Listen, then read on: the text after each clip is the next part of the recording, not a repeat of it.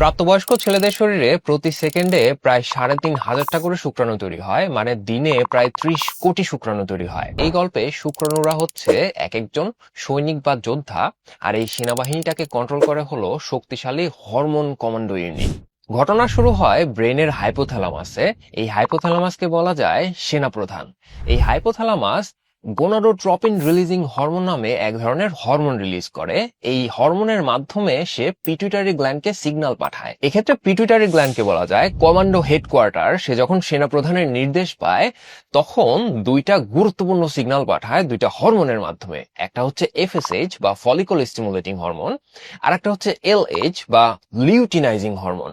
তো এই এফএসএইচ সে কি করে, সে হচ্ছে শুক্রাণু তৈরির কারখানায় চলে যায়, গিয়ে বলে এখন শুক্রাণু তৈরি শুরু করতে হবে। আর এলএইচ হরমোন যে সে একটা বিশেষ কোষকে উদ্দীপ্ত করে, এই কোষের নাম হচ্ছে লেইডিক কোষ। এই কোষের কাজ হচ্ছে টেস্টোস্টেরন নামে একটা সুপারস্টার হরমোন রিলিজ করা।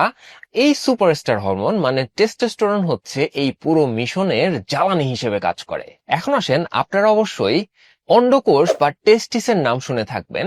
অনেক সময় দেখা যায় কুরবানির ঈদের দিন বাচ্চারা এই টেস্টিস নিয়ে খেলাধুলা করে, অথবা ইন্ডিয়াতে কিছু কিছু জায়গাতে এই টেস্টিস, খাসির টেস্টিস স্ট্রিট ফুড হিসেবেও পাওয়া যায়। তারা এটাকে বলে মধুকোষ। প্রতিটা টেস্টিসের মধ্যে প্রায় ৯০০টা করে একটা বিশেষ ধরনের নালিকা থাকে, এদের নাম হচ্ছে সেমিনিফেরাস টিউবুল। এই সেমিনিফেরাস টিউবুল গুলোই হচ্ছে শুক্রাণু তৈরির কারখানা। আর হেডকোয়ার্টারের নির্দেশে এই কারখানার দখল নেয় দুইজন, এক হচ্ছে এফএসএইচ আর একজন হচ্ছে টেস্টোস্টেরন। মানে এফএসএইচ এবং টেস্টোস্টেরনের সমন্বিত নির্দেশেই এই কারখানা চলে, তাছাড়া চলে না। তো সেমিনিফেরাস টিউবুলের গায়ে এক ধরনের বিশেষ কোষ থাকে, এদের নাম হচ্ছে স্পারমাটোগোনিয়া। এরা হচ্ছে এক ধরনের স্টেম সেল, যেখান থেকে শুক্রাণু তৈরির প্রক্রিয়াটা শুরু হয়। এই স্টেম সেল প্রথমে তৈরি করে স্পারমাটোসাইট, এবং এরপরে তারা আরো ক্ষুদ্র ক্ষুদ্র দলে বিভক্ত হয় এবং এদেরকে বলা হয় স্পারমাটিড। এই স্পারমাটিড সেমিনিফেরাস টিউবুলের গায়ে বেশ কিছুদিন ধরে অবস্থান করে এবং ধীরে ধীরে পরিপক্ক হয়। এই জায়গাতে তারা প্রায় 65 থেকে 75 দিন পর্যন্ত অবস্থান করে। এই সময় তাদের মধ্যে লেজ গজায়, তাদের মাথা সূচালো হয় এবং এদের মধ্যে শক্তি জমা হয়। এভাবেই ধীরে ধীরে একটা পরিপূর্ণ শুক্রাণু বা যোদ্ধা তৈরি হয়। এইখান থেকে শুক্রাণুগুলোকে লুমেন নামে একটা দরজার দিকে নিয়ে যাওয়া হয়। এই দরজাটা হচ্ছে তাদের যুদ্ধে নামার প্রধান ফটক। এরপরে লুমেন থেকে শুক্রাণুর সেনাদল একটা নতুন জায়গাতে যাত্রা করে, যার নাম হচ্ছে এপিডিডাইমিস।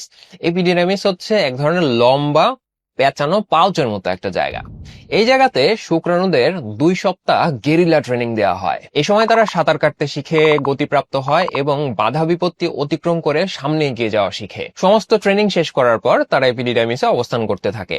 এই পুরো ব্যাপারটা মানে স্টেম সেল থেকে পুরোপুরি পূর্ণাঙ্গ কার্যক্ষম শুক্রাণু হতে প্রায় 80 দিনের মতো সময় লাগে। যখন এপিডিডাইমিসে যথেষ্ট পরিমাণে শুক্রাণু জমা হয় তখন শরীর এই শুক্রাণু তৈরির প্রসেসটাকে বন্ধ করে দিতে চায়। এই পর্যায়ে আমাদের এই গল্পে আর একজন স্পেশাল কমান্ডোর এন্ট্রি ঘটে। তার নাম হচ্ছে ইনহিবিন হরমোন। যখন যথেষ্ট পরিমাণে শুক্রাণু তৈরি হয়ে যায় তখন ইনহিবিন সরাসরি হেডকোয়ার্টারে চলে যায়। সেখানে গিয়ে পিটুইটারিকে বলে যে বস, আমাদের তো যথেষ্ট পরিমাণে সৈনিক তৈরি হয়ে গেছে, এখন আমাদের এই প্রসেসটা স্লো করতে হবে, আপনি একটু কাইন্ডলি এফএসএইচ হরমোনটা কমিয়ে দেন। সেই অনুযায়ী পিটুইটারি গ্ল্যান্ড এফএসএইচ কমিয়ে দেয় এবং পুরো প্রসেসটা স্লো হয়ে যায়। এইটাকে বলা হয় শরীরের নেগেটিভ ফিডব্যাক মেকানিজম। তো যে প্রস্তুত হওয়ার সৈন্যগুলো এপিডিডাইমিসে অবস্থান করছে তাদের এখন একটাই অপেক্ষা, সেটা হচ্ছে যুদ্ধের শিঙা মানে ইজাকুলেশন। প্রতি ইজেকশনে 2.5 থেকে 5 ml করে সিমেন রিলিজ হয় এবং প্রতি ml সিমেনে প্রায় 5 থেকে 15 কোটি শুক্রাণু থাকে। তো এই কোটি কোটি সৈন্যের সেনাবাহিনী বেরিয়ে পড়ে কিসের সন্ধানে বলেন তো?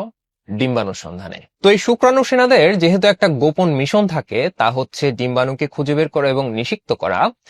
এই মিশন তারা সম্পন্ন করতে পারবে কিনা সেটা নির্ভর করে 3টা ব্যাপারের উপর। নাম্বার 1 হচ্ছে শুক্রাণুদের সংখ্যা, মানে আপনার শুক্রাণু সেনাবাহিনীতে কত বেশি পরিমাণে সৈন্য আছে।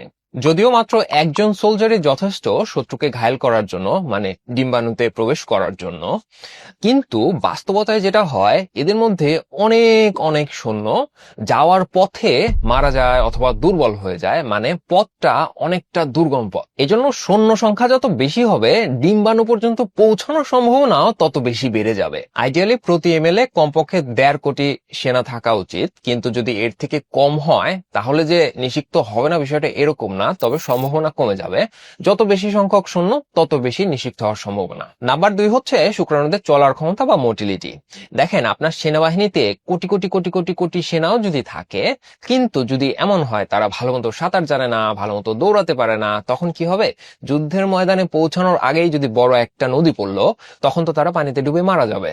তো এইরকম বিভিন্ন অবস্টাকল ঘটতে পারে। তাই আইডিয়ালি আপনার শুক্রাণু সেনাদের মধ্যে কমপক্ষে 40% সোলজারদের সাঁতার কাটার ক্ষমতা থাকতে হবে, মানে মোটিলিটি থাকতে হবে, যেন তারা সাঁতরে জায়গা মতো পৌঁছাতে পারে।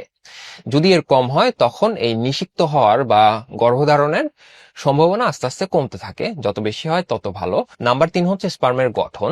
এদের শরীরের শেপটা কেমন হবে সেটা একটা গুরুত্বপূর্ণ বিষয়। মানে এদের মাথাটা হতে হবে ডিম আকৃতির, আর এদের একটা সুন্দর লেজ থাকবে, যেন তারা খুব ভালো মতো সাঁতার কেটে জায়গা মতো পৌঁছাতে পারে।